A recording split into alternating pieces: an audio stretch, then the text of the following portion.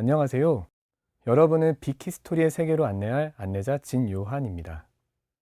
우리나라 사람이라면 많은 이들이 알고 있는 기원 이야기가 있습니다. 바로 단군 이야기인데요. 이야기를 듣다 보면 참 흥미로운 대목들이 많습니다.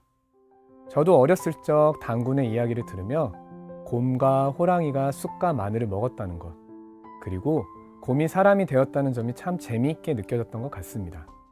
그때는 그저 이런 생각만 하고 넘어가다가 최근 이런 질문을 던져본 적이 있습니다. 바로 왜 사람들은 기원 이야기를 만들었을까라는 것입니다. 프랑스의 역사학자이자 레지스탕트였던 마르크 블로크는 그의 생애 마지막 저서 역사를 위한 변명에서 역사는 인간을 다루는 학문이며 인간은 역사를 통해 위로를 얻는다라고 하였습니다. 즉, 과거의 영광 혹은 자신의 기원을 파악함으로써 인간은 자신의 존재를 확인하고 자신이 어떻게 나아가야 할지를 가늠할 수 있다는 것입니다. 이처럼 인간은 본능적으로 자신의 존재가 어디로부터 기원했는지, 그리고 어떠한 과거를 가지고 있는지를 중요하게 생각합니다. 유명한 시리즈 영화 스타워즈의 중요 캐릭터인 다스베이더의 유명한 대사 I'm your father에 루크 스카이가 혼란함을 겪었던 것처럼 자신의 정체성을 규정짓기 위한 노력 중 하나가 기원을 탐구하는 것이지 않을까 싶습니다.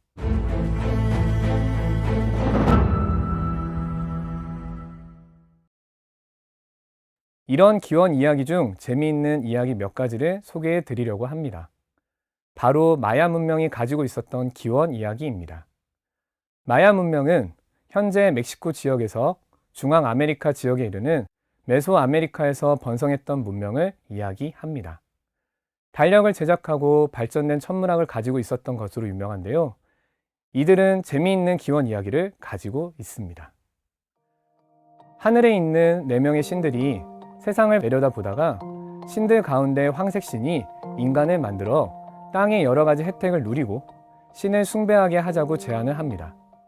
그래서 황색신은 진흙덩이를 가져다가 인간을 만들었는데 진흙덩이로 만든 인간은 물에 녹거나 똑바로 서지 못합니다.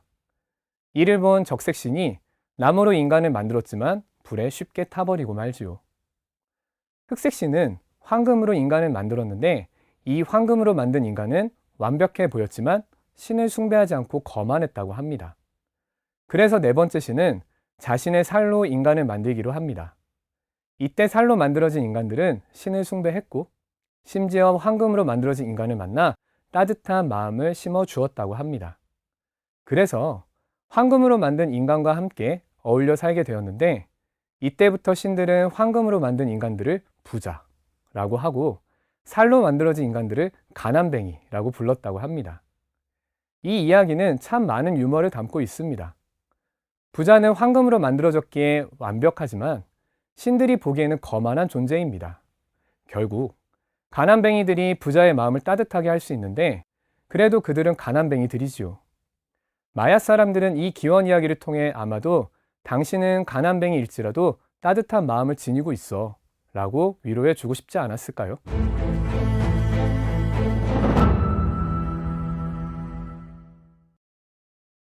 재미있는 기원 이야기를 소개해 드렸는데요. 한 가지 질문을 드리고 싶습니다. 이러한 기원 이야기는 주로 누가 누구에게 들려주었을까요? 아마도 긴긴 밤 잠이 들지 않는 손주들에게 할아버지의 할머니가 들려주는 장면이 떠오릅니다. 그리고 그 아이들은 이 이야기에 고개를 끄덕이며 잠이 들곤 했을 겁니다. 그래서 그런지 엉뚱한 이야기 같지만 물에서 생명체가 생겼다는 원리, 그리고 사회의 차별적 구조를 담고 있는 점은 나름 과학적이기도 하고 사회학적 이론을 담고 있기도 합니다. 21세기의 기원 이야기는 무엇일까요? 바로 빅뱅 이론입니다.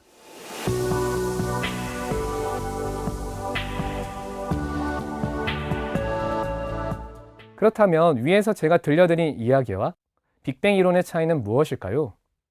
저는 과학적 근거의 차이만 있을 뿐 두 이야기의 핵심은 근본적으로 같지 않나라고 생각합니다. 사실 빅뱅 이론도 밝혀지지 않은 것이 많습니다.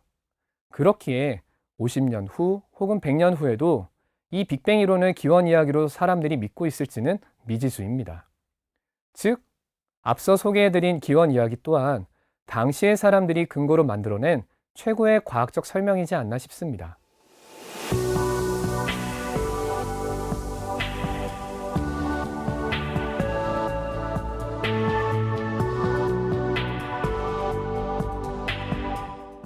그렇다면 우리도 옛날 이야기가 비과학적 이야기라고 외면만 하지 말고 그 이야기에 담긴 선조들의 지혜를 분석해 보면 다시금 새로운 재미를 느껴보실 수 있지 않을까요?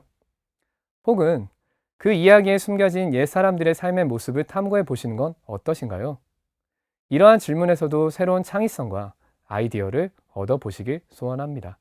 감사합니다.